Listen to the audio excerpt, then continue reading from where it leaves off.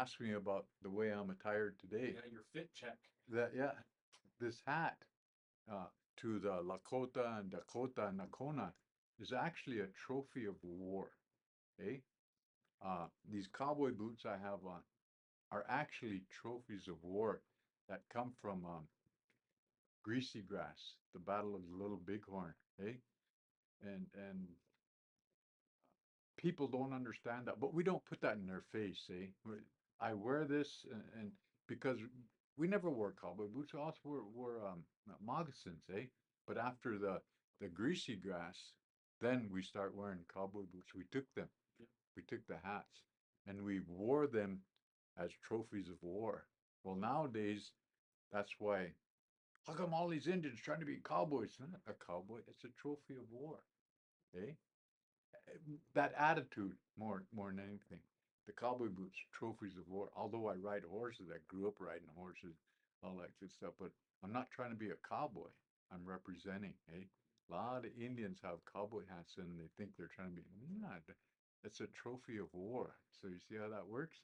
Then of course the earrings with the elk teeth, representation of I'm a man and I'm a hunter. I'm a provider in a sense. And again, my ears are pierced for a reason, eh? So I can make my way into heaven when it's time to go. I listened throughout this time, so I was able to learn and get myself ready to make that journey to the other side short. And that's what the earrings represent. The belt buckle, I wear that.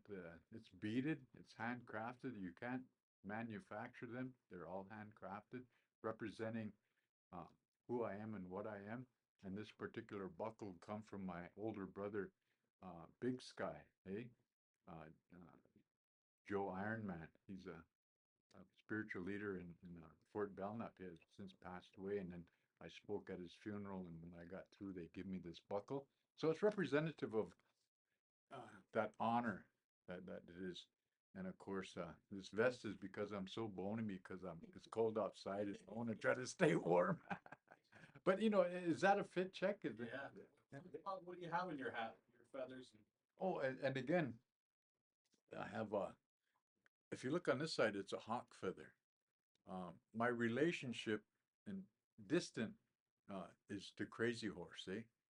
And that was his bird of identity, was the hawk.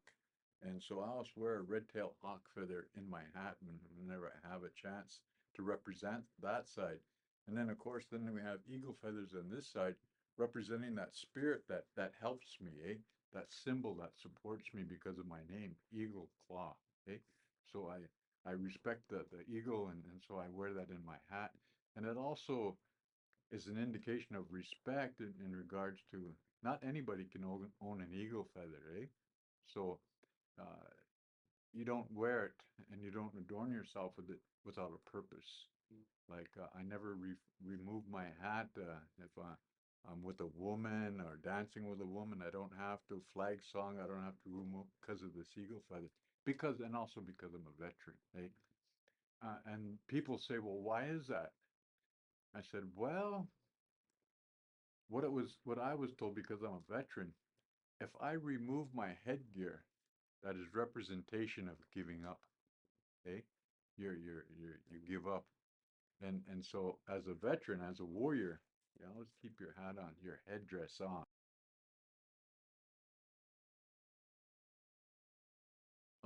We were very, very poor, eh?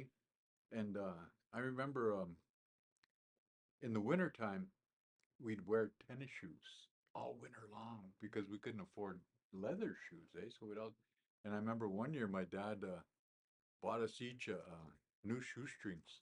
Oh, that was dandy, man, because then we could tighten them up again, eh? Because the other ones would wear out and they'd be breaking and stuff, so you kind of have to tie them all together and oh yeah.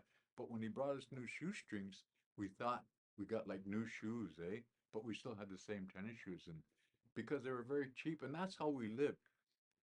So from that, it became important to me to understand that what my dad shared with me. He would always take care of himself, make sure I had a clean shirt. We'd do laundry. 5 kids on Sunday. Oh, we hated Sundays because we had to go carry that big big tub of water for washing clothes, eh? Rinse water and then fill up that's when they had the wringer and washer in the house, and they'd go put that wringer through that closer your wringer going, then go hang them outside, eh? That's how we used to do laundry. As I grew older, right out of high school, I went into the army. And when I went into the army, I couldn't really relate to non-Indian people, and so I kind of leaned towards the black guys because they understood what I was going through as it relates to the oppression I was feeling from non-Indian people, and so I could relate to them. Yet at during that time, when I spent all my time in Germany, we'd go clubbing, and over there, disco was the thing, eh? And in order when you go clubbing and you're hanging around with black people, man, you got to be dressed to the nines. You got to have certain Italian boots on and custom made pants, and I understood the importance of that. I didn't want to take that for granted because the way I brought up with very little. Um, when I graduated from high school, I only had uh, one pair of pants and two shirts, but yet I iron my shirts all the time, eh? You ever do business or go out and do anything, make sure you have a collar on your shirt.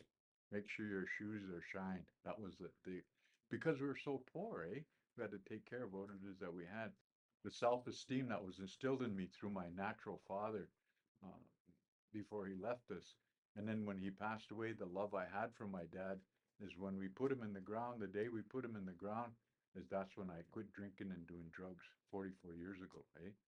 And because of the love you had for me, I quit. Well, from that comes a lot of that self-respect and self love that you want to represent.